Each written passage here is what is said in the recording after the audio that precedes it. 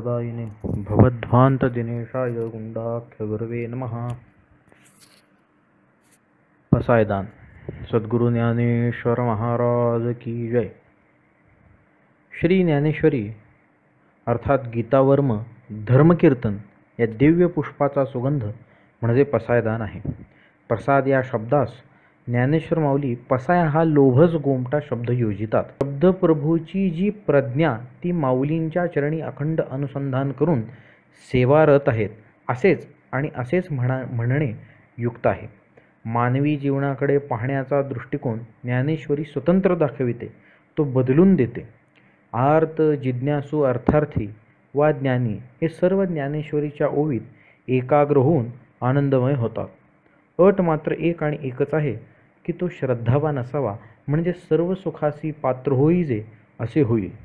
धर्मकीर्तन हा शब्द धर्म अधिक कीर्तन असा तयार झाला आहे। यातील हे दोन अंश महत्त्वाचे आहेत। संपूर्ण ज्ञानेश्वरीचे सारच या शब्दात एक एक अंश मिळवून स्वरूपे एक अंश अर्थात एक करून माऊलीने प्रस्थापिले आहे। एक म्हणण्याचे कारण संख्याशास्त्राच्या दृष्टीने पाहिले असता धर्मकीर्तन हे सिद्धीसी गेले हा उल्लेख असणारी ओवी 18व्या अध्यायातील असून तिचा क्रमांक हा 1792 असा आहे। याचा एकांक गणिताच्या माध्यमातून काढला तर तो 1 + 7 + 9 + 2 तर तो 1 हा येतो। म्हणजे येथे एकत्व केवलत्व सिद्धी होते असे म्हणू शकतो। म्हणून दोन अंश एकत्र येऊन एक झाले असे आहे। स्वधर्माचा आश्रय करून श्रोत्रिय ब्रह्मनिष्ठ दयाळू अशी ज्यांची कीर्ती उपनिषदादी गातात त्या सद्गुरू शरण गेल्यास भेदज्ञान निशेष राहून एकत्व प्राप्त होते। सद्गुरू इतके दयाळू की शिष्यास ब्रह्माचा बोध झाल्यास गुरुचा गुरुपणा शिष्याचा शिष्यपणा हाही जातो, त्याचीही काळजी घेत नाही। परंतु शिवाचा शिवपणा जसा जीवाच्या सापेक्ष आहे तसा शिष्याच्या उपाधीने आलेला गुरुपणा हा सुद्धा कमीच आहे असे कोणास वाटेल, म्हणून माऊली म्हणतात, राखो जाता शिष्याते गुरुपणही धाडिले थिते तरी गुरुगौरव जयाते सांडीची ना। शिष्याचे रक्षण केल्यानंतर शिष्य सापेक्ष सहज आलेला गुरुपणा तो सोडून देतात, तरी पण निरुपाधिक जे गुरूंचे वैभव आहे ते मात्र त्यांना सोडित नाही।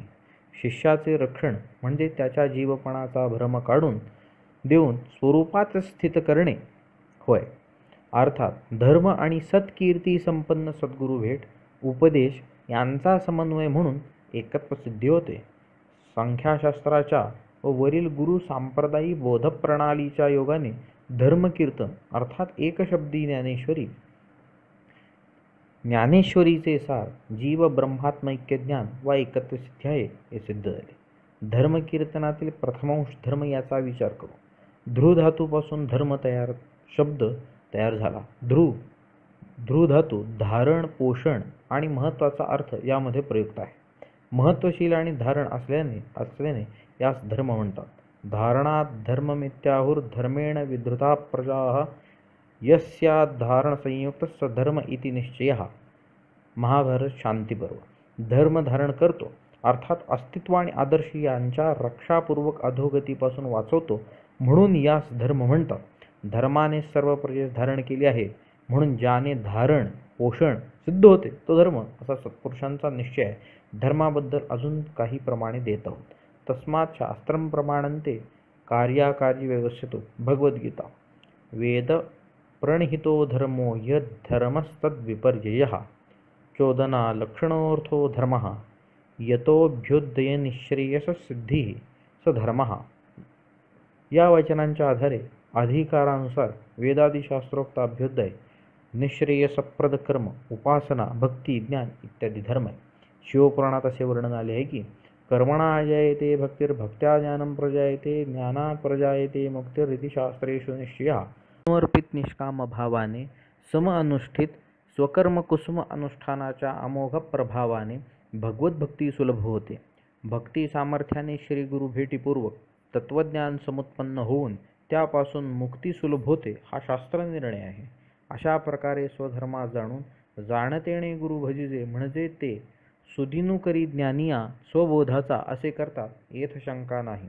असा धर्म मुनिस्तुत असून माऊली म्हणतात, वेदमार्गी मुनी गेले त्याची मार्गी चाललो. ना आदिगुरु शंकरा लागोनी शिष्य परंपरा, बोधाचा हा संसारा झाला अमुते. याच धर्माचे अनुष्ठान करणारे माऊली आहेत असे ते स्वतः सांगतात. किंबहुना याच धर्माच्या प्रतिष्ठेसाठी माऊली अवतीर्ण झाली आहेत असे म्हणणे योग्य आहे. आता धर्मकीर्तन शब्दातील द्वितीय अंश कीर्तन शब्दाकडे बोलूया. वर आपण सूचित केल्याप्रमाणे कीर्ती कृ करणे यापासून कीर्तन शब्द निष्पन्न झाला. नारद भक्ती सूत्रात याबद्दल चिंतन आहे. ते असे, स कीर्त्यमान शीघ्रमेवा वीरभवती अनुभावयुतीचे भक्तान. तो भगवान त्याचे त्यांच्या गुणाचे कीर्तन केले असता त्वरित तत्काल आविर्भूत प्रकट होतो व आपल्या भक्तास अनुभव देतो. कीर्त्यमानः म्हणजे प्रेमाने ज्याचे गायन केले जाते तो. कृतीर्था रमयत्येव भूतानां कीर्तिरुच्यते. जी कृती कर्मे याच्यावत भूतांना आनंदास कारण होते तीस कीर्ती म्हटले आहे. अर्थात सत्कृतीचा जो सुपरिणाम मानवी जीवनावर होतो त्यास कीर्तन म्हणावे. साकल्याने कीर्तन म्हणजे सत्कृती, सद्गुण, सद्बोध याविषयी साऱ्या विश्वात मानवी मनात जी भावना निर्माण होते त्याचा अकाट्य परिणाम म्हणून समाजाच्या हृदयात सद्गुणत्वाच्या आश्रयाने जी प्रशंसा होते त्यास कीर्तन म्हणावे.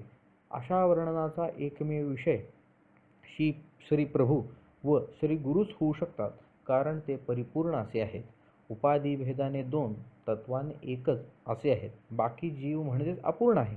म्हणून कीर्तनम मुनिभिः प्रोक्तम हरेर लीला प्रगायनम.